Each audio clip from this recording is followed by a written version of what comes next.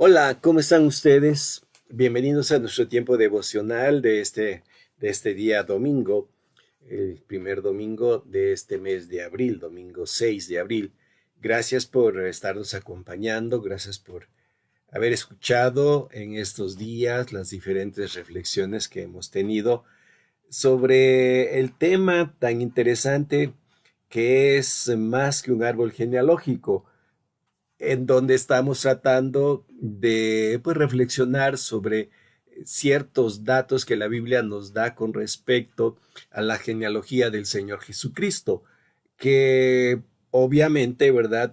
Sabemos que nos aporta datos de personajes importantes, pero que no queremos que sea solamente ese aspecto de datos de información, porque lo que tenemos en la Biblia, como el título de las reflexiones dice, ¿verdad? Es más que simplemente un árbol genealógico. Cuando entramos a ver los antecedentes de las personas que dieron origen a la línea del Señor Jesucristo, pues vamos a encontrar cosas muy curiosas, ¿verdad? Ya hemos visto historias, sobre todo en la línea de Judá, que es la que se está manejando en esta semana, donde hemos trabajado y hemos escuchado acerca de Tamar, de Rahab, de Ruth, etcétera, ¿verdad? Personajes sumamente interesantes, importantes dentro de la historia.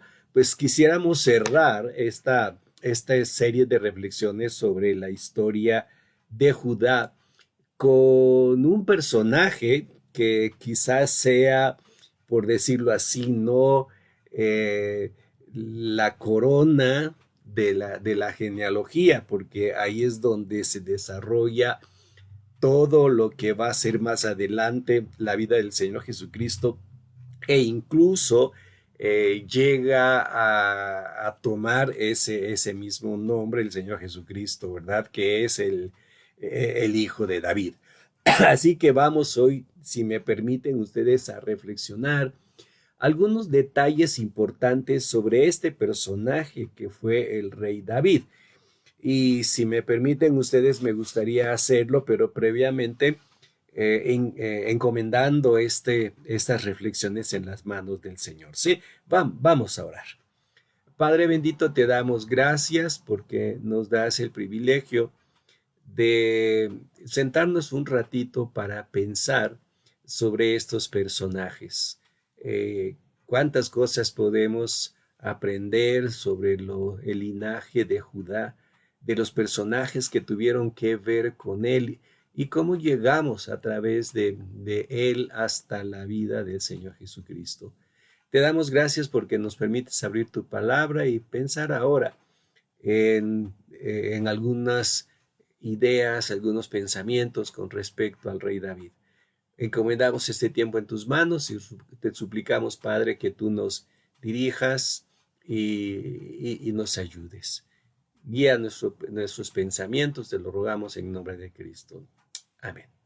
Pues bien, llegamos entonces a lo que podríamos llamar nosotros, ¿no? La cereza del pastel para cerrar este tiempo de reflexiones con este personaje tan interesante que es David. Sabemos que en los pocos minutos que tenemos va a ser imposible que analicemos toda su vida, pero por lo menos que saquemos algunas lecciones importantes, ¿les parece?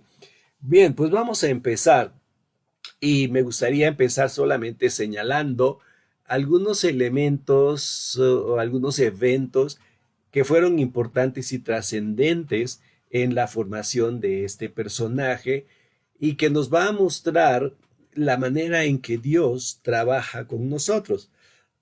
Empezamos hablando precisamente de su historia, su niñez. Ustedes recuerdan, ¿verdad? Y desde pequeñitos se nos enseñaba que David era un pastorcito, del menor de la familia, y que tenía que estar en el campo constantemente cuidando a las ovejas de su padre. Ahí empieza la historia de David y ustedes pueden imaginarse, ¿no?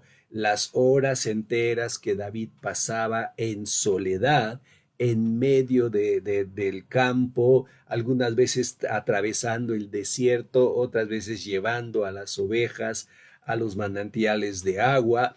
Y ahí encontramos a una persona, a un chico, ¿verdad? Que durante su infancia tuvo que lidiar mucho con la soledad. Yo no sé si alguna ocasión ustedes han pensado en un niño solo, ¿verdad? Claro, David tenía sus obligaciones como pastor, pero obviamente no se la pasaba correteando a las ovejas todo el tiempo.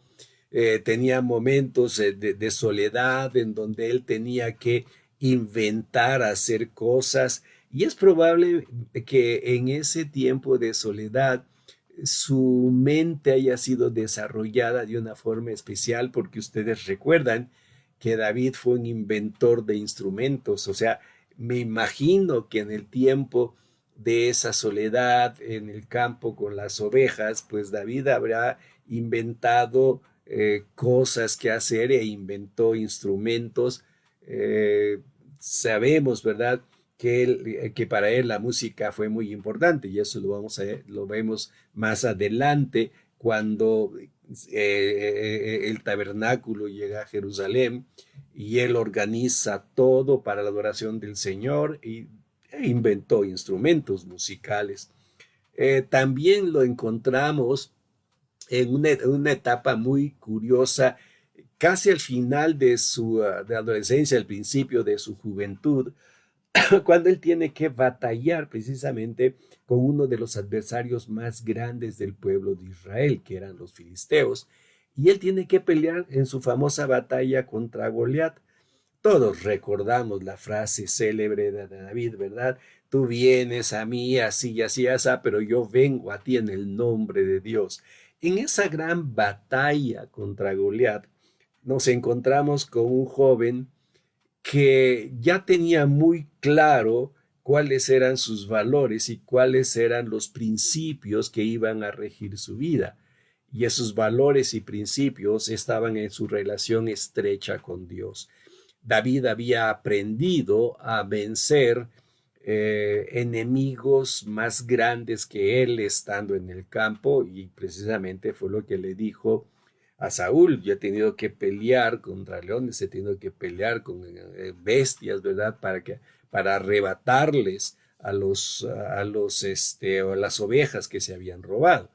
Entonces, cuando llega con Goliat, pues David ya estaba perfectamente bien preparado, eh, y él, no, él sabía perfectamente qué es lo que tenía que hacer, pero él sabía lo que tenía que hacer porque tenía una relación muy estrecha con Dios. Así que eso es algo que aprendemos aquí con su lucha contra Goliat. Después, ya cuando se convierte en yerno de Saúl, empieza una vida muy difícil para él, porque nos encontramos con un David que tiene que huir, y tiene que huir nuevamente de gente a la que él amaba. Tuvo que dejar a su esposa, tuvo que dejar su casa, se tuvo que ir al desierto a vivir en medio, entre las cuevas, y encontramos a ese David nuevamente entrando a una situación de soledad.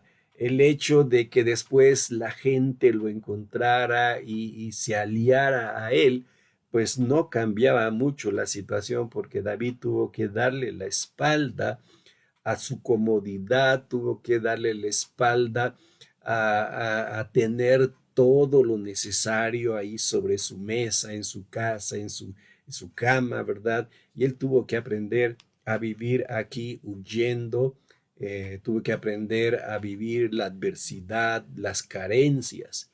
Y en todo eso, David fue afirmando precisamente su fe en Dios. Lo curioso del asunto es que cuando llegamos ya a la vida adulta de David, vamos a encontrarnos con un David que, habiendo aprendido todo eso, de pronto lo vemos cometiendo pecado.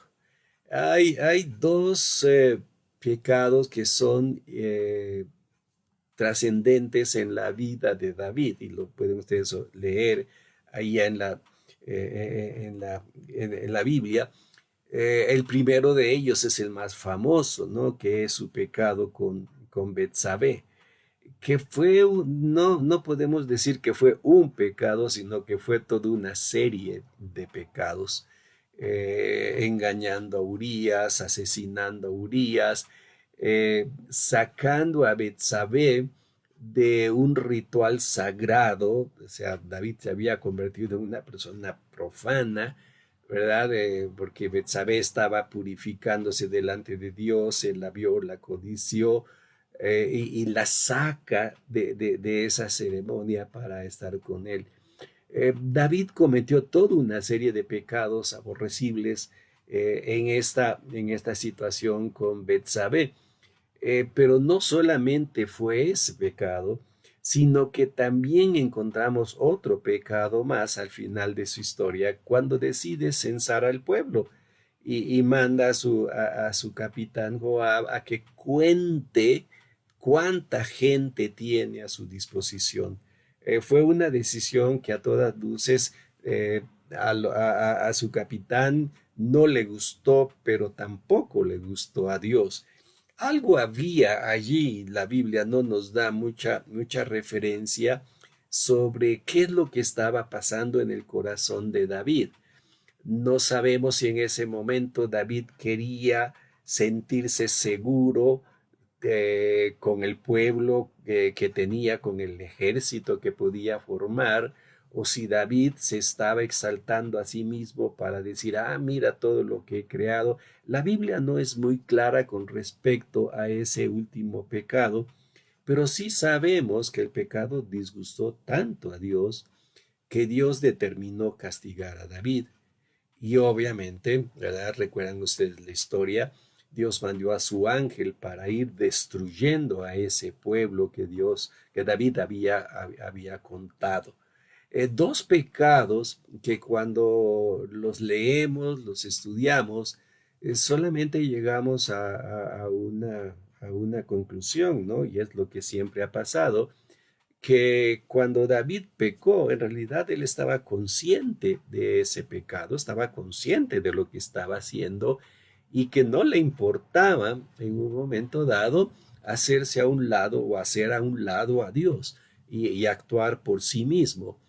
Y esto nuevamente metió a David en una situación de premura, peor que la que tuvo con Saúl, peor que la que tuvo cuando enfrentó a Goliat, y peor que cuando estaba solo cuidando a las ovejas de su padre.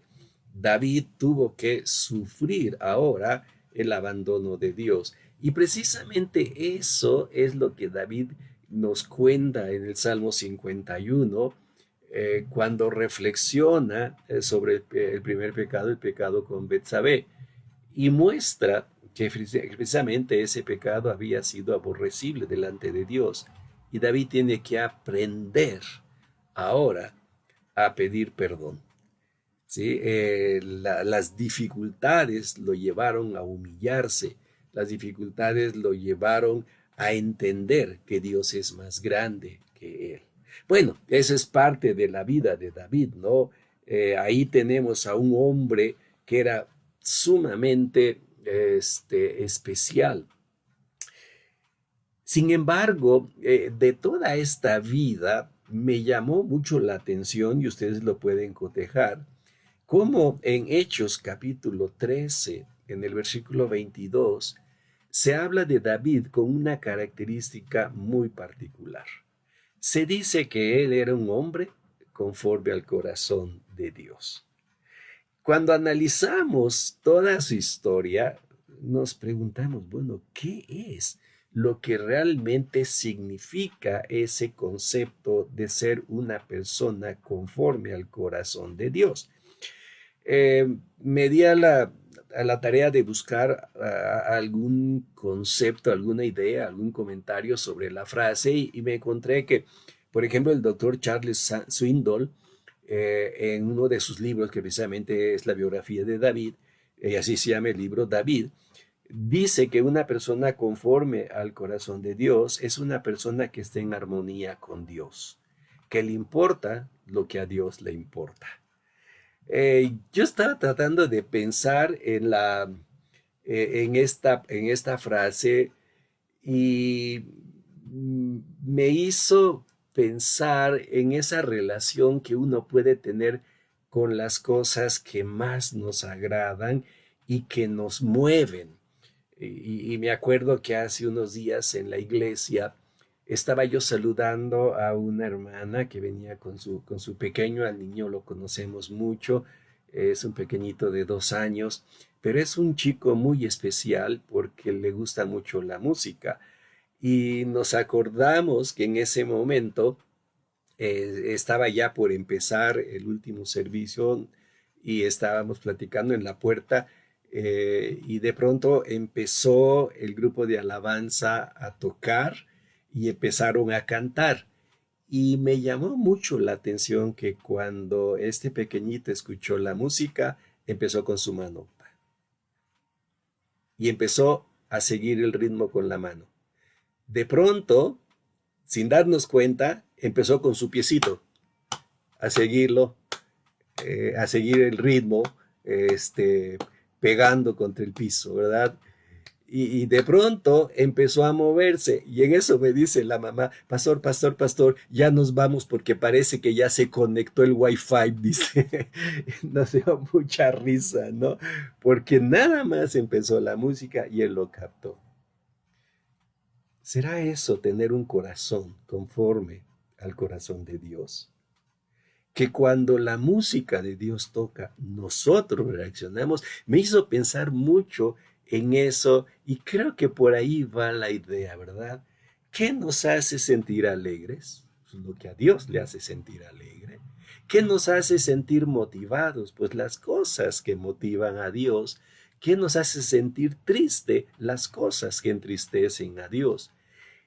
Tener un corazón conforme al corazón de Dios, podríamos decir que significa sentir como siente Dios.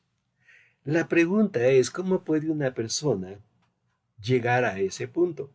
Cuando analizamos la historia de David, que ya vimos hace un ratito, ¿verdad? Nos encontramos con dos elementos muy interesantes. Uno de ellos fue la soledad. Si ustedes recuerdan toda la vida de David, podríamos decir que en los primeros años de su vida, hasta el momento en que es nombrado rey, la soledad fue uno de los elementos importantes. ¿Qué hace Dios en la soledad? En la soledad Dios nos capacita, nos permite conocernos a nosotros mismos. Cuando nosotros estamos solos, Dios nos enseña a lidiar con nosotros mismos. Cuando nosotros estamos solos, Dios empieza a manifestarse de una manera en que solamente nosotros lo podemos entender. La soledad es un punto muy importante en el desarrollo de Dios. Por eso nos tenemos que hacer esta pregunta: ¿cuánto tiempo paso yo en soledad con Dios? Le doy tiempo, me olvido de todo lo que está alrededor de mí, apago la televisión, es más, me salgo a caminar en la calle sin llevar a nadie, solamente Dios y mis pensamientos. En esa soledad es cuando Dios empieza a trabajar en nosotros. Y la segundo elemento, ¿verdad?, que vamos aprendiendo aquí, es que en esa soledad Dios nos habla. Dios le habló a David de diferentes maneras. Dios se manifestó en él de tal forma, ¿verdad?, que cuando él escribe en los salmos hace mucho énfasis en la palabra de Dios como la fuente del conocimiento supremo. Es en la Biblia y en esos momentos de soledad cuando yo empiezo a formar mi carácter y empiezo a crearme un corazón conforme al corazón de Dios. ¿Qué es lo que podemos pensar en esto? Bueno, que la soledad es la herramienta básica de Dios, pero hay un último elemento que quiero dejarles y es la prueba. David tuvo que ser probado con Goliat. David tuvo que ser probado con los animales que atacaban las ovejas. David tuvo que ser probado cuando huyó de Saúl. En la prueba, precisamente todo ese conocimiento de Dios y el conocimiento de nosotros se vuelve ejercicio. Y empezamos a sentir como Dios siente. ¿Qué quiero dejarles, hermanos y hermanas, en este día? Pues yo quiero dejarles ese pensamiento. David fue un hombre conforme al corazón de Dios. No fue perfecto. Fue un hombre que empezó a desarrollarse, primeramente conociendo a sí mismo en la soledad y conociendo a Dios en la soledad. Pero también fue un hombre que tuvo que aprender a luchar y a ser probado. Y en la prueba echar mano de lo que Dios es y de lo que Dios tiene. Y es así como nuestro corazón empieza a latir al ritmo de Dios. Cuando escuchamos la música de Dios, nuestro corazón empieza a bombear. Y nuestro corazón siente como Dios siente. Nuestro corazón entonces puede estar en armonía con Dios.